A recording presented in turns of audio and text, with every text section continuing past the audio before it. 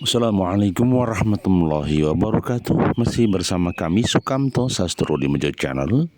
Jangan lupa tekan subscribe dan tombol loncengnya. Pagi hari ini semoga kita dalam kondisi sehat walafiat melihat langit pagi yang amat cerah dan indah. Satu tema bahasan hari ini adalah masalah membawa berkah ataukah masalah membawa musibah.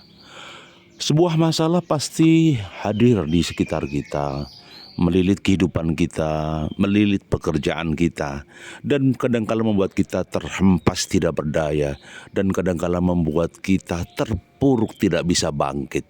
Itulah masalah. Di kantor misalnya ada persoalan yang berkaitan dengan produk, berkaitan dengan marketing, berkaitan dengan SDM, berkaitan dengan risiko-risiko yang kita ambil. Itulah masalah. Yang menjadi persoalan, apakah masalah itu menjadi martil bagi kita? Apakah masalah itu menjadi godam bagi kita? Apakah masalah itu menjadi pukulan yang telak yang membuat kita delosor tidak bisa bangkit gitu loh. Nah, adakah begitu? Nah, jadi kadangkala masalah ini membuat kita terpuruk, kita tidak kuat menghadapi masalah tersebut karena besarnya masalah menimpa, membuat kita kadang terhuyung-huyung, kadang kita juga sulit bangkit, bahkan kadang kita terkapar, tidak bangkit, dan akhirnya perusahaan tewas atau perusahaan bangkrut. Nah, ada apa ini? Dengan masalah ada apa ini?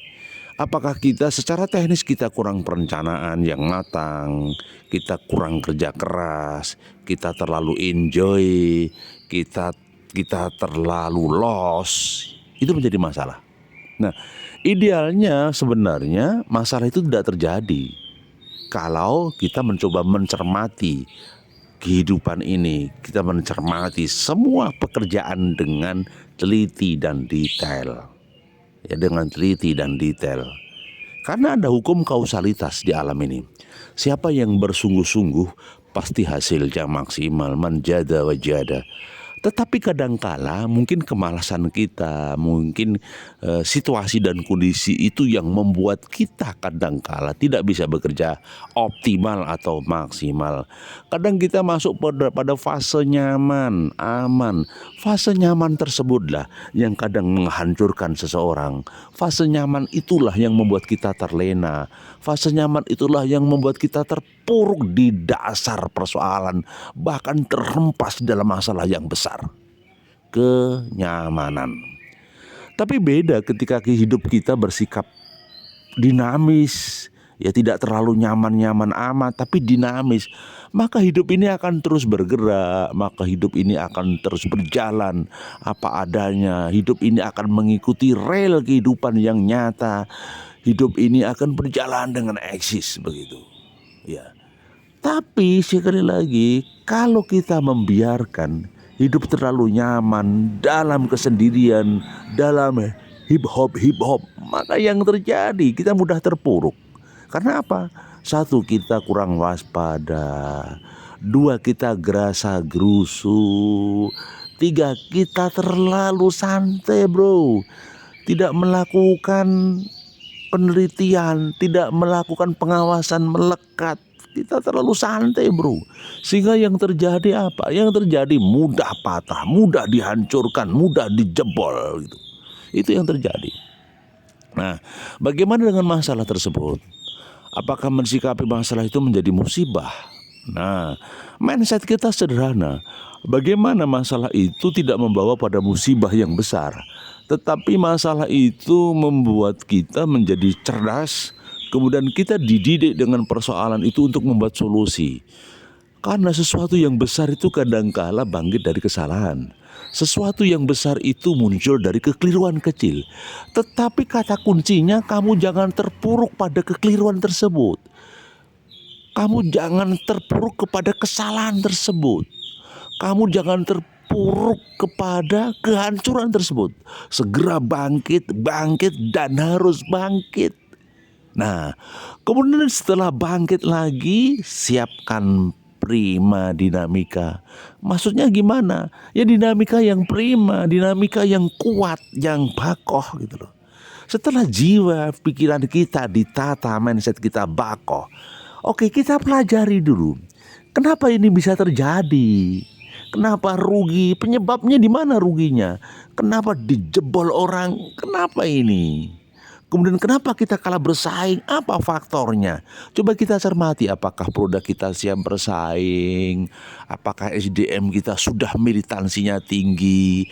Ataukah ada oknum yang menggunting di dalam lipatan? Apakah ada karyawan yang memanfaatkan lembaga tapi menelantarkan lembaga? Tak ulangi, ada karyawan yang memanfaatkan lembaga untuk kepentingan pribadi, justru menelantarkan eksistensi lembaga itu sendiri, menelantarkan keberadaan lembaga tersebut. Itu hancur.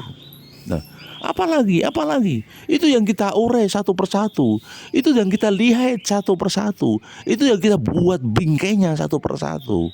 Dari situlah kita akan melihat bahwa masalah itu setelah diurai, dicari penyebabnya, dicari formula solusinya, maka masalah itu menjadi berkah. Masalah itu menjadi referensi ilmu. Anda lihat, apakah ada orang yang berlatih sepeda tidak jatuh? Apakah ada orang yang berlatih sepeda tidak ada masalah? Apakah ada orang yang bekerja tanpa kena luka? Adakah orang yang bermain sabit tidak kena sabit? Adakah orang yang bermain hati tidak kena cinta? Adakah orang yang bermain rasa tidak kena rasa? Sekali lagi bahwa semuanya ada risiko. Hanya saja bagaimana mensikapi risiko tadi. Kadang satu mutiara kata, inna lillahi wa inna ilaihi rajiun. Segala sesuatunya dari Allah akan datang kepada Allah. Allah yang memudahkan kita. Allah pula yang memberikan kesulitan itu sendiri. Maksudnya kesulitan apa? Disebabkan karena kita malas, disebabkan kita kurang kekeh di dalam menjalankan tugas. Artinya ketika Allah membantu menyelesaikan, semuanya selesailah. Hasbunallah wa ni'mal wakil, ni'mal maula wa ni'man nasir. Itu yang terjadi. Semoga ada manfaatnya hari ini. Jangan lupa masih bersama kami Sukamto Sastro di Mejo Channel. Bantu kami untuk subscribe dan tekan tombol loncengnya untuk notifikasi dan agar bisa mengikuti video kami berikutnya. Tetap dalam koridor motivasi dan informasi. Assalamualaikum warahmatullahi wabarakatuh.